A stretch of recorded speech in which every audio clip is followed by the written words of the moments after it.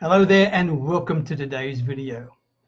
The topic for today, 7 phrases that can kill your credibility. 7 phrases that can kill your credibility. Words are powerful, there's no doubt about that.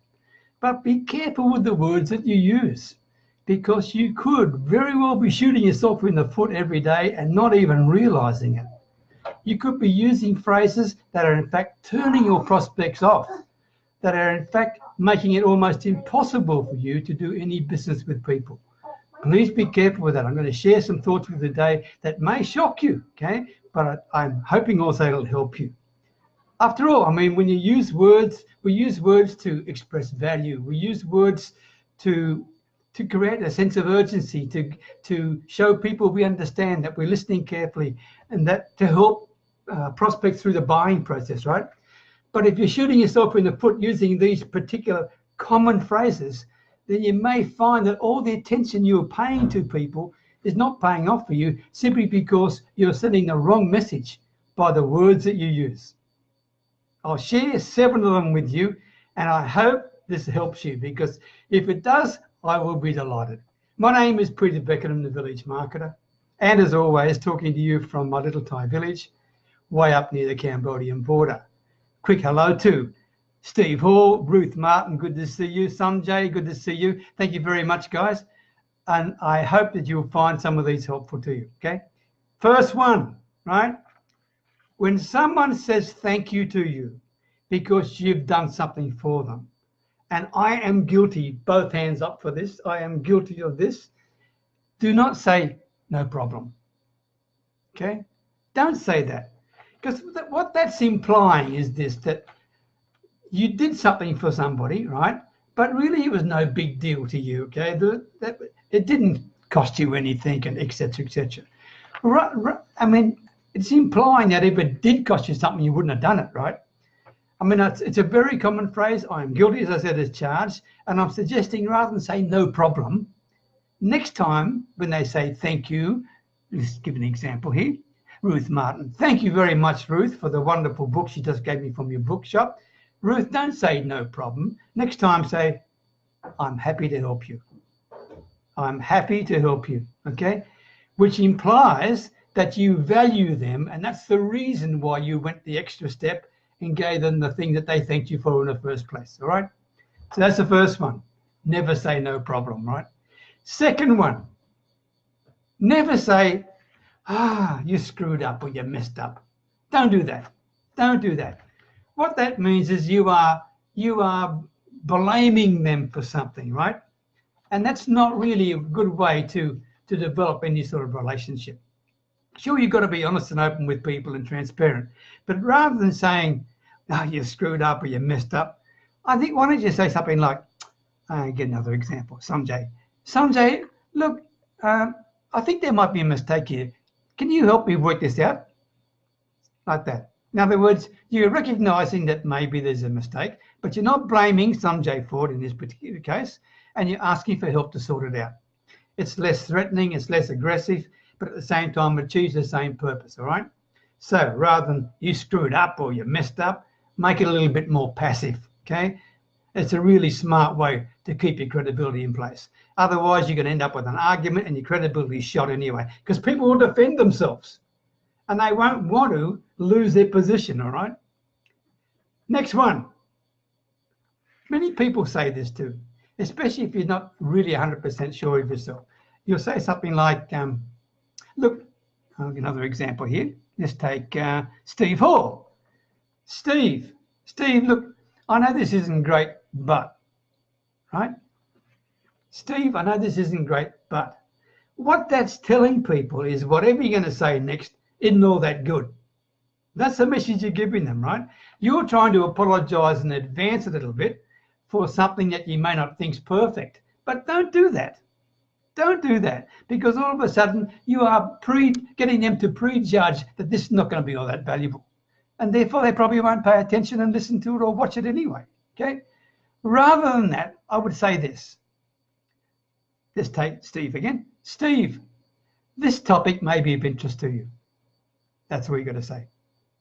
For example, right? Rather than, this isn't great, but this topic may be of interest to you, Steve. All right. What that does is it renews their enthusiasm and renews their interest in what you're about to share and gets their darn attention, right? That's what it's all about, getting their attention. And by the same token, you don't lose credibility, okay? Because if you say this is not great, you're automatically downgrading yourself and your credibility that comes with it, and your posture and the authority you're trying to build as well. So please keep that out of your vocabulary. None of this isn't great, but leave that out, okay? Another one, okay? Hey, let's give another example here. Libeth, I'd like to pick your brains about your business. Or Libeth, I'd like to talk to you about and understand more about your business. Don't do that. Don't do that at all. Okay? That is crazy. Okay? I mean, what you really, even look, I want to thank you in advance, but I'm going to ask you about your business. Don't do that. This is a way to get people thinking, what in the hell does he want to know that for, right? You lose your credibility because you haven't earned it yet. You need to earn your credibility in order to ask a question like that. So instead, I would say something like this. Libet, I've been looking at what we've been talking about, and maybe you need help in this area, X, Y, and Z, and perhaps I can help you with that. That's the way you can do it, right? Rather than saying, let me pick your brains, let me find out more about your business. Don't do that, okay? Here's 3 more quickies for you because I want to keep it quick today to beat the monsoon storm. 3 more. 1, sorry to bother you. Okay, now you probably use that. I have done that myself. Sorry to bother you. If you're doing that, that's a sign of weakness. Right? Don't do that. Do not apologize for that, okay? If you're reaching out for a darn good reason, then you have no reason to apologize at all, okay? Simply saying sorry creates the impression that you just got a weak personality, and that's simply going to kill your credibility. Another one, just checking in, right? Just checking in. Hey, if you're just checking in without a purpose or an objective, then don't bother to check in. Don't waste their time doing that. You need to have a clear objective every time you reach out to somebody, whether they are an existing customer or a potential customer, whatever they may be. So don't use the word just checking in, okay? Have a darn good reason why you're reaching out to them, okay? And by just checking in is a really soft, weak option to try and get people to talk to you. Not good. And the last one for you, and I'll keep this to the last, but it's probably the most important one. And many of us use this, and I use it too, and I've got to stop myself when that happens, right? Because it's stupid when you think about it. And the words are, to be honest.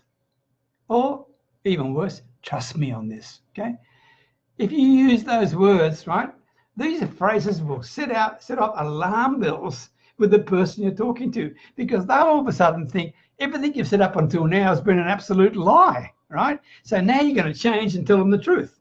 So this business is about, look, to be honest with you, Ruth, or to be honest, or to tell you the truth, Ruth, okay? Don't do that, right?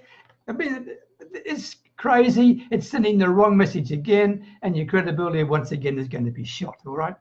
So there they are. There's 7 of them. 7 phrases that we all are guilty of using at some time or another. And that's my suggestions to you as to what to do with them, all right?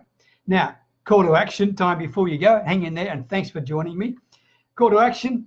In terms of the questions you should be asking people, if you're interested, send me a personal message. If you're watching this live or on replay, or if you're watching on YouTube, leave me a comment there.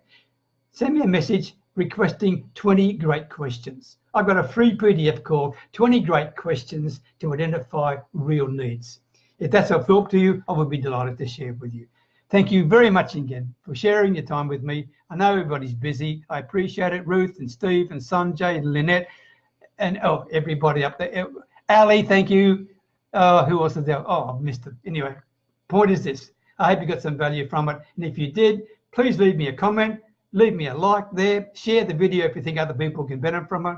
And I'll talk to you in the very near future. Best wishes from Thailand. Bye for now.